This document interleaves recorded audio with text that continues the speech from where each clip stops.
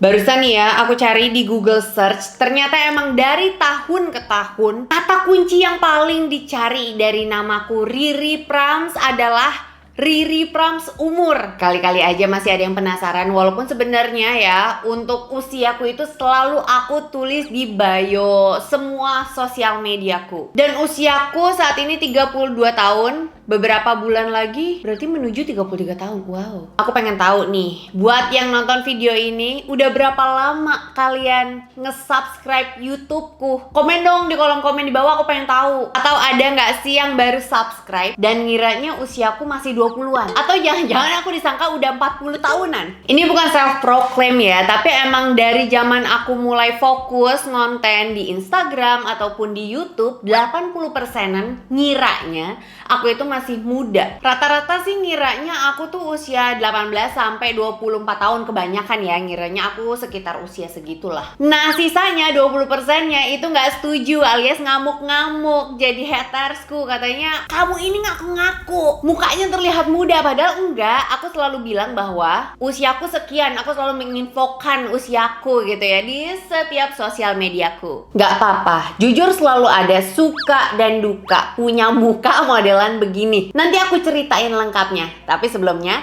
hi, welcome back to my YouTube channel. Ketemu lagi dengan aku, Riri Prams.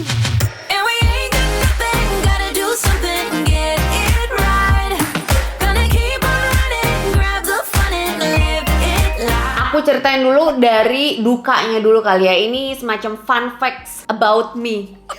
Pertama, aku tuh dari kecil emang suka nyanyi, les nyanyi, suka audisi nyanyi, dan suka lomba nyanyi. Aku pernah audisi nyanyi untuk label terkenal. Udah coba tes suara, tapi ternyata ditolak karena alasannya buat nyanyiin lagu yang patah hati mukaku terlalu polos katanya. Nggak cocok untuk menyanyikan lagu-lagu patah hati. Berikutnya, aku pernah juga audisi buat jadi vokalis band. Ini bandnya terkenal, tapi aku nggak bakalan nyebutin nama bandnya. Tapi kalau kalian mau nyoba mention ya di kolom komen di bawah, tebak-tebakan boleh.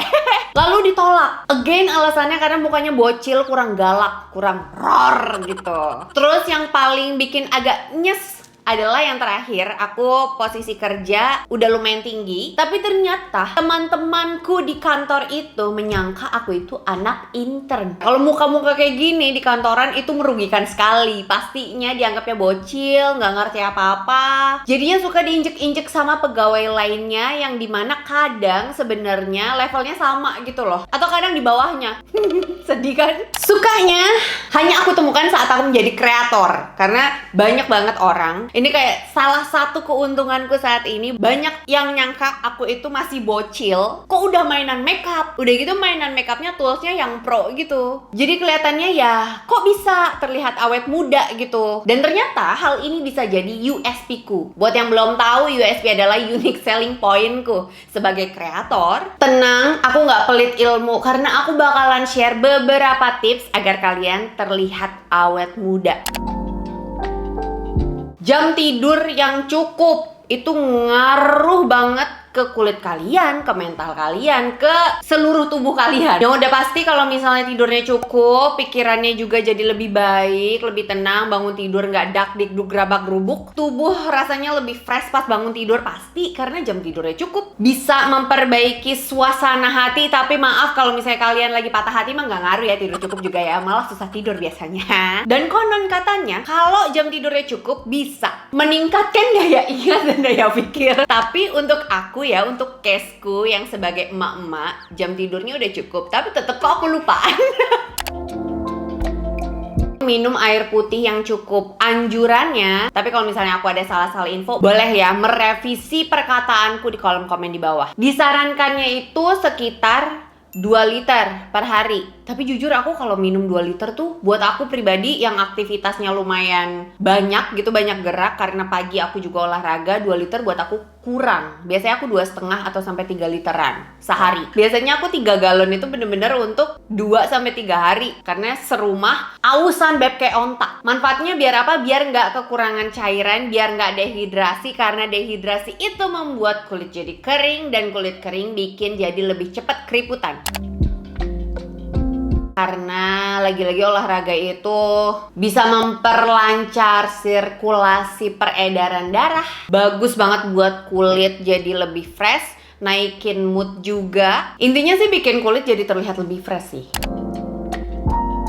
Jadi nggak cuma aku nasinya dikit kok tapi makanan yang lainnya lauknya gorengan banyak sama juga bohong gitu. Kemarin tuh aku dikasih tahu sama dokter gizi, ada yang DM aku katanya buat sekarang buat nyari tahu asupan per hari yang masuk, kalian tinggal googling piring nutrisi. Itu asupannya yang terkini. Udah bukan 4 sehat 5 sempurna lagi katanya, tapi piring gizi seimbang. Nah, itu kalian googling itu tuh, berapa persen untuk protein, berapa persen untuk buah, berapa persen untuk sayuran, karbo, biar asupan nutrisinya seimbang, biar kulitnya makin sehat, nggak keriput ya.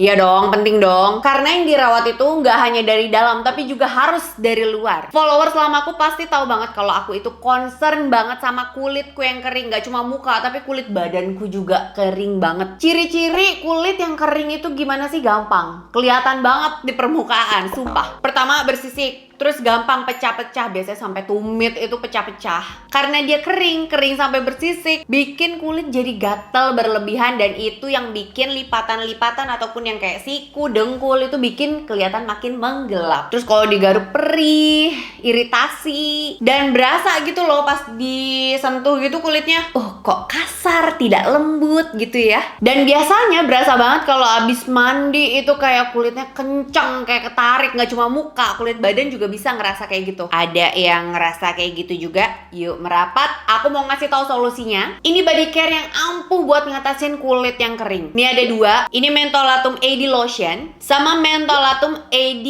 Botanical Lotion. Bedanya apa? Kita bahas satu persatu ya. Keduanya ini sama-sama lotion yang fungsinya untuk melembabkan kulit dan diperuntukkan untuk kalian yang punya kulit super duper kering, yang sangat kering. Ini bisa menjaga kelembapan kulit hingga 12 jam. Mengandung vitamin B5 dan vitamin E. Ada mentol, crotamiton, dan hydrolyze royal jelly protein. Gampang diratainnya, cepet terserap dan gak lengket. Yang terpenting bisa menjaga kelembapan kulit hingga 12 jam. Buat kalian yang kerja kantoran, terus di dalam ruangan ber-AC, wajib banget nyobain lotion ini. Karena apa? Karena ada ureanya yang merupakan NMF, Natural Moisturizing Factors. Urea itu nggak cuma dipupuk doang, tapi urea itu juga bagus buat mengatasi kulit yang kering. Terus bisa membantu mengurangi tumpukan sel kulit yang mati, dan tentunya menjaga skin barrier biar kulit tubuh tuh nggak mudah kering. Tapi tenang aja, karena urea yang dipakai ini tentunya merupakan grade khusus untuk body care. Jadi nggak perlu khawatir ya. Penting nih,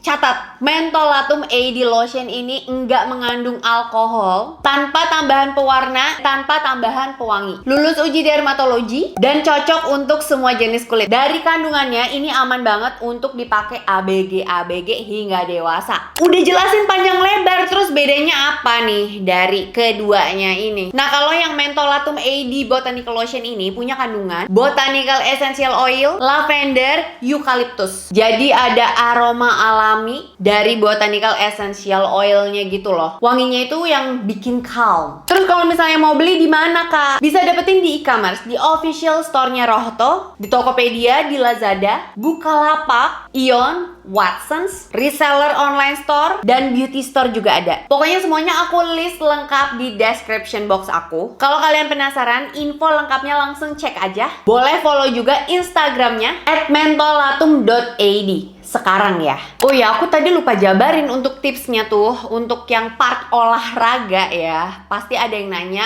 olahraga tuh baiknya seminggu berapa kali sih? Kalau aku pribadi nggak tiap hari, tapi 5 kali seminggu. Jadi ada 2 resting gitu, resting day, yang dimana aku nggak olahraga. Jadi biasanya kalau olahraganya nih ya, aku Senin, Selasa, Rebo itu olahraga di rumah. Hari pertama, hari Senin itu biasanya aku HIIT ya. Kalau hari berikutnya aku upper biasanya, terus hari ketiganya aku biasanya lower. Nah besokannya aku rest dulu. Nah abis itu berarti hari Jumat dan Sabtunya biasanya aku lanjut pilates, yang dimana bebannya adalah badan sendiri dan kelenturan badan gitu. Biasanya aku olahraganya kayak gitu sih. Tapi kalian tahu gak sih, ini yang paling realistis dari semua tips yang aku share, jawaban dari gimana caranya biar kelihatan awet muda adalah genetik. Ini foto mamiku. Usianya saat ini 58 tahun kalau nggak salah. Lupa sama umur emaknya sendiri, lupa aku. Kata orang-orang sih aku mirip ya sama mamiku. Yain juga mirip sama aku. Sampai-sampai aku tuh nggak mau potong rambut pendek, karena bener-bener pas aku potong pendek, aku ngaca, aku ngerasa kok kayak aku ngelihat mamiku versi muda gitu. Dan menurutku ya, kita tuh nggak perlu menutupi usia yang terus bertambah, karena kenapa? Ya namanya usia bakalan terus nambah. Cuma aku nggak memungkiri emang saat ini aku tuh ngerasa jadi versi terbaik dari tahun-tahun sebelumnya, tapi untuk diri aku sendiri. Karena aku selalu bandinginnya sama diri aku sendiri di tahun-tahun lalu gitu. Dan kulitnya ini kayak yang terbaik lah. Be kind to your skin, your mind, your soul, your body. Ikhlas nerimo segala keadaan. Ya walau kalau lagi nggak punya duit sih rasanya mau mati ya beb. Tapi ya gimana pun, growing old is mandatory, but growing up is optional. Dan aku pilih growing up. What about you? Makasih banyak buat kalian yang udah nonton video ini dari awal sampai habis. Semoga terhibur dan semoga tips-tipsnya berguna buat kalian. Walaupun yang terakhir tetap genetik. Jangan lupa buat tinggalin jejak dengan klik like dan subscribe channel YouTube aku. Udah. Terus jangan lupa juga untuk aktifin bel notifikasi kalian supaya kalian jadi Jamet Squad aku yang pertama tahu kalau misalnya ada video baru yang diupload di channel YouTube ini. Once again, thank you guys for watching and also next time. Bye.